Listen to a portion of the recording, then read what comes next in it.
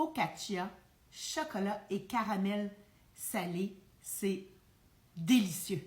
Je partage la recette d'une focaccia, chocolat, caramel salé. Donc, on débute avec un 100 g de levain. Donc, il est déjà dans mon bol. J'ai mis 100 g de levain. Maintenant, je mets 390 ml d'eau chaude, tiède, filtrée. Donc, là, j'ai mis ma balance à millilitres. Il faut le changer, il ne faut pas oublier. Et 390 ml. 190 ml d'eau. Je fouette. Là, c'est très mousseux. Je remets ma balance à 0, toujours en millilitres encore.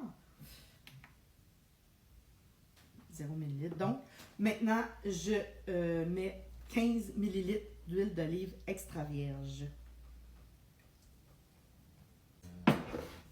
Je remets ma balance à 0, mais je change pour les grammes maintenant. Excusez-moi.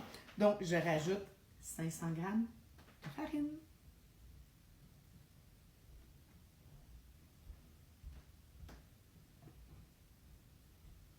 Je retire ma balance et je mélange. Donc, une fois que c'est fait, je dépose un linge par-dessus et je laisse reposer 30 minutes. Ça fait 30 minutes, je rajoute mon sel. Pour cette recette-là de focaccia, tu aurais très bien pu mettre ton sel en même temps que la farine. C'est juste que moi, j'ai oublié. Je suis tellement habituée de mettre le sel comme 30 minutes après ou une heure. Donc, j'ai juste simplement oublié. Fait que, mais normalement, tu aurais pu celui-là, cette recette-là, la mettre avant. Là, je mélange, c'est 10 g de sel. Donc, je le mélange bien comme il faut. Par la suite, je vais rajouter une cuillère à soupe de poudre à chocolat chaud dans ma pâte et un tiers de tasse de pépites de chocolat au lait. En passant, au début, j'ai dit une focaccia caramel salé, mais c'est une focaccia au chocolat caramel salé. Donc, voilà. Là, je rajoute ma cuillère à soupe de poudre chocolat. Donc, je mélange. Même, j'aurais pu tout de suite mettre... J'en ai déjà fait. Mais, vu que je revise ma recette, ça faisait un petit bout. Parce que j'avais déjà fait une focaccia au chocolat. Je reviens dans 30 minutes. 45 minutes plus tard, je refais le même procédé. Donc, je rajoute un tiers de tasse de pépites de chocolat ainsi qu'une cuillère à soupe de poudre de chocolat chaud. Et je fais mon étirement. Là, ça va être repos environ 5 heures. Température toujours four micro-ondes ou ton four si la lumière du four n'est pas trop chaude. Par la suite, bien, soit que tu le mettes dans le frigo environ 12 heures, ce que moi je vais faire. Sinon, tu peux la faire directement après qu'elle ait reposé 5 heures. Tu peux déjà faire ta focaccia. Si tu veux vraiment ces détails-là, bien, va voir dans mes recettes de pain. Toute la description de la recette est là. Donc voilà, fait que pour moi, c'est terminé et je serai de retour demain matin, en fait, parce que quand ça va faire 5 heures qu'elle est montée, je la mets dans le frigo, puis je continue la suite pour demain. Donc, de retour après environ 12 heures, donc j'ai huilé ma plaque à biscuits d'huile d'olive. Je l'ai huilé aussi en dessous pour que vraiment mon papier parchemin tienne comme il faut sur la plaque à biscuits. Donc, j'ai huilé, on ne le voit pas là, mais c'est environ une cuillère à soupe que j'ai huilé ma plaque.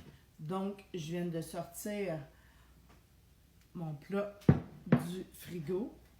Ma pâte est très froide et je dépose ma pâte sur ma plaque à biscuits.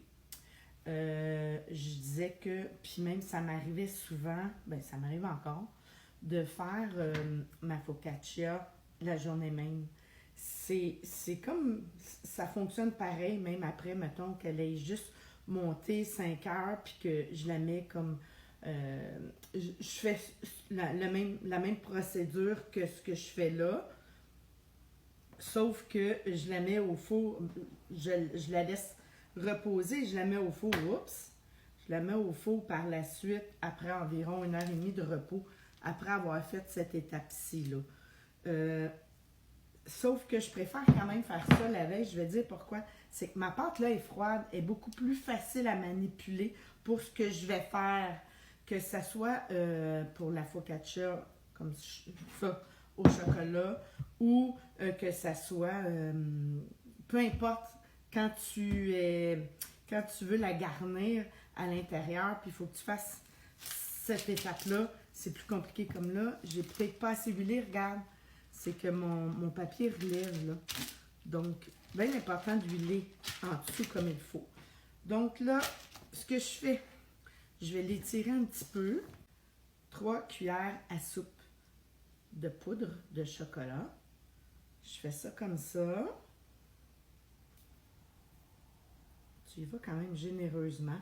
Tu ne te gênes pas. Mais tu t'en gardes une petite partie pour quand tu la replies, comme ça. Et tu termines. Ça en fait quand même beaucoup, là. Et voilà. Donc maintenant, je replie de l'autre côté comme ça. Et je la prends doucement. Oups, le chocolat est sorti un petit peu. Et je laisse reposer, comme je dis, 1 heure et demie à 2 heures. J'ai fait la même chose, mais je l'ai huilée à peine. Là. Ça, là, c'est juste pour pas qu'elle colle. Et je vais mettre des petits bâtons pour pas que ça colle dessus. Je laisse ça reposer pendant 2 heures. Ça fait 1 heure et demie. Donc, elle s'est étendue un peu. Voilà. Maintenant, on met par-dessus une demi-tasse de chocolat.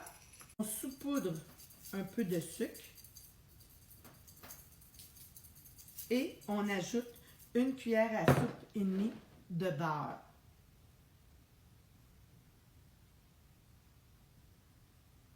On la façonne avec nos mains, comme ça. Et on met au four, le four à 420 Fahrenheit, dans le bas du four pendant environ 20 minutes. Tout juste sorti du four, c'est à ce moment-là que je rajoute mon caramel salé que j'ai fait maison. Tu peux le prendre du commerce aussi. Je vais laisser la recette pour ceux qui veulent la faire maison. C'est vraiment, mais vraiment facile à faire, là. Puis même si jamais il t'en reste, j'ai fait la recette simple. C'est vraiment pas compliqué à faire. Je vais laisser la recette. Donc voilà.